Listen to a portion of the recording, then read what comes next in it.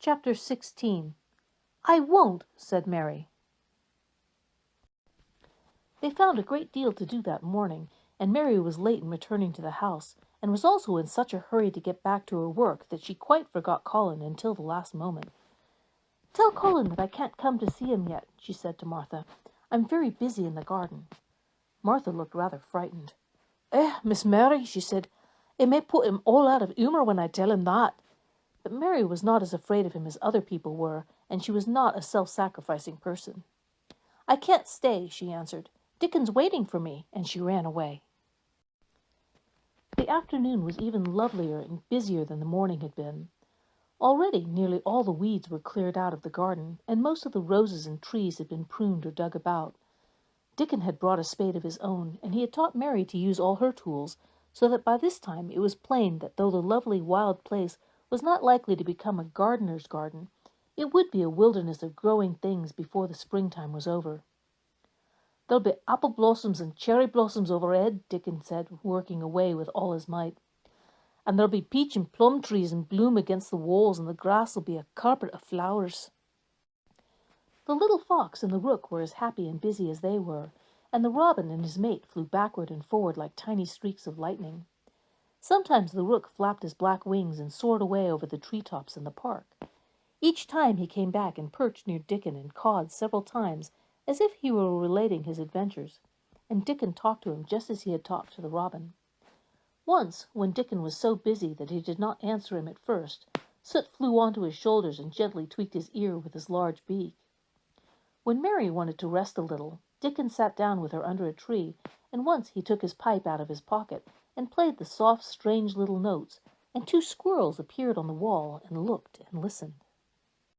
"That's a good bit stronger than thou was," Dickon said, looking at her as she was digging. "Thou's beginning to look different for sure." Mary was glowing with exercise and good spirit. "I'm getting fatter and fatter every day," she said quite exultantly. "Mrs. Medlock will have to get me bigger dresses. Martha says that my hair is growing thicker. It isn't so flat and stringy." The sun was beginning to set and sending deep gold-colored rays slanting under the trees when they parted. "It'll be fine tomorrow," said Dickon.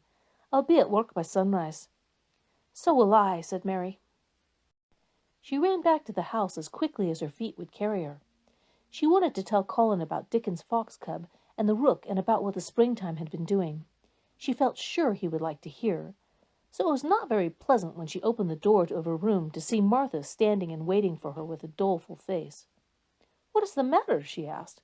"What did Colin say when you told him I couldn't come?" Said Martha, "I wish they'd gone. He was nigh going into one of his tantrums. There's been a nice to do all afternoon to keep him quiet. He would watch the clock all the time." Mary's lips pinched themselves together. She was no more used to considering other people than Colin was, and she saw no reason why an ill-tempered boy should interfere with the things she liked best. She knew nothing about the pitifulness of people who had been ill and nervous, and who did not know that they could control their tempers and need not make other people ill and nervous too. When she had had a headache in India, she had done her best to see that everyone else also had a headache or something quite as bad, and she felt she was quite right. But of course now she felt that Colin was quite wrong. He was not on his sofa when she went into his room. He was lying flat on his back in bed, and he did not turn his head towards her as she came in. This was a bad beginning, and Mary marched up to him with her stiff manner. "Why didn't you get up?" she said. "I did get up this morning when I thought you were coming," he answered, without looking at her. "I made them put me back in bed this afternoon. My back ached and my head ached, and I was tired. Why didn't you come?" "I was working in the garden with Dickon," said Mary. Colin frowned and condescended to look at her. "I won't let that boy come here if you go and stay with him instead of coming to talk to me," he said. Mary flew into a fine passion. She could fly into a passion without making a noise. She just grew sour and obstinate and did not care what happened. "If you send Dickon away, I'll never come into this room again," she retorted. "You'll have to if I want you," said Colin. "I won't," said Mary. "I'll make you," said Colin. "They shall drag you in." "Shall they, Mr. Rajah?" said Mary fiercely. "They may drag me in, but they can't make me talk when they get me here. I'll sit and clench my teeth and never tell you one thing. I won't even look at you. I'll stare at the floor." They were a nice, agreeable pair as they glared at each other. If they'd been two little street boys, they would have sprung at each other and had a rough-and-tumble fight.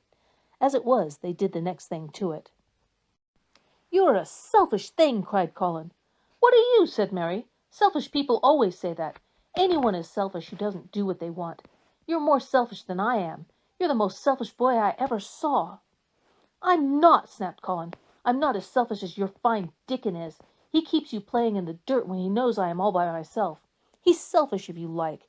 Mary's eyes flashed fire. "He's nicer than any other boy that ever lived," she said. He's like an angel." It might sound rather silly to say that, but she didn't care. "A nice angel," Colin sneered ferociously. "He's a common cottage boy off the moor." "He's better than a common Rajah," retorted Mary. "He's 1,000 times better." Because she was the stronger of the two, she was beginning to get the better of him. The truth was that he had never had a fight with anyone like himself in his life, and upon the whole, it was rather good for him, though neither he nor Mary knew anything about that. He turned his head on his pillow and shut his eyes, and a big tear was squeezed out and ran down his cheek. He was beginning to feel pathetic and sorry for himself, not for anyone else. "I'm not as selfish as you, because I'm always ill, and I'm sure there's a lump coming on my back, and I'm going to die besides." "You're not," contradicted Mary unsympathetically. He opened his eyes quite wide with indignation. He had never heard such a thing said before. He was at once furious and slightly pleased, if a person could be both at the same time. "I'm not?" he cried. "I am. You know I am. Everybody says so." "I don't believe it," said Mary sourly. "You just say that to make people sorry. I believe you're proud of it. I don't believe it. If you were a nice boy, it might be true, but you're too nasty." In spite of his invalid back, Colin sat up in bed in quite a healthy rage. "Get out of the room!" he shouted, and he caught hold of his pillow and threw it at her. He was not strong enough to throw it far, and it only fell at her feet, but Mary's face looked as pinched as a nutcracker. "I'm going," she said, "and I won't come back." She walked to the door, and when she reached it, she turned round and spoke again. "I was going to tell you all sorts of nice things," she said. "Dickon brought his fox and his rook, and I was going to tell you all about them. Now I won't tell you a single thing." She marched out of the door and closed it behind her, and there, to her great astonishment, she found the trained nurse standing as if she had been listening, and more amazing still, she was laughing. She was a big, handsome young woman, who ought not to have been a trained nurse at all, as she could not bear invalids, and she was always making excuses to leave Colin to Martha or to anyone else who would take her place. Mary had never liked her, and she simply stood and gazed up at her as she stood giggling into her handkerchief. "What are you laughing at?" she asked her. "You two young ones," said the nurse. "It's the best thing that could happen to the sickly, pampered thing to have someone to stand up to him that's as spoiled as himself," and she laughed into her handkerchief again. "If he'd had a young vixen of a sister to fight with, it would have been the saving of him." "Is he going to die?" "I don't know, and I don't care," said the nurse. "Hysterics and temper are half what ails him." "What are hysterics?" asked Mary. "You'll find out if you work him into a tantrum after this. But at any rate, you've given him something to have hysterics about, and I'm glad of it." Mary went back to her room, not feeling at all as she had felt when she had come in from the garden. She was cross and disappointed, but not at all sorry for Colin. She had looked forward to telling him a great many things, and she had meant to try to make up her mind whether it would be safe to trust him with the great secret. She had been beginning to think it would be, but now she had changed her mind entirely. She would never tell him, and he could stay in his room and never get any fresh air and die if he liked. It would serve him right. She felt so sour and unrelenting that for a few minutes she almost forgot about Dickon, and the green veil creeping over the world and the soft wind blowing down from the moor. Martha was waiting for her, and the trouble in her face had been temporarily replaced by interest and curiosity. There was a wooden box on the table, and its cover had been removed and revealed that it was full of neat packages. "Mr. Craven sent it to you," said Martha. "It looks as if it has picture books in it." Mary remembered what he had asked her the day she had gone to his room. "Do you want anything? Dolls, toys, books?" She opened the package, wondering if he had sent a doll, and also wondering what she would do with it if he had. But he had not sent one. There were several beautiful books, such as Colin had, and 2 of them were about gardens and were full of pictures. There were 2 or 3 games, and there was a beautiful little writing case with a gold monogram on it, and a gold pen and inkstand. Everything was so nice that her pleasure began to crowd her anger out of her mind. She had not expected him to remember her at all, and her hard little heart grew quite warm. "I can write better than I can print," she said, "and the first thing I shall write with that pen will be a letter to tell him I am much obliged." If she had been friends with Colin, she would have run to show him her presents at once, and they would have looked at the pictures and read some of the gardening books, and perhaps tried playing the games, and he would have enjoyed himself so much he would never once would have thought that he was going to die, or have put his hand on his spine to see if there was a lump coming. He had a way of doing that which she could not bear. It gave her an uncomfortable, frightened feeling, because he always looked so frightened himself. He said that if he felt even quite a little lump some day, he should know his hunch had begun to grow. Something he had heard Mrs. Medlock whispering to the nurse had given him the idea, and he had thought over it in secret until it was quite firmly fixed in his mind.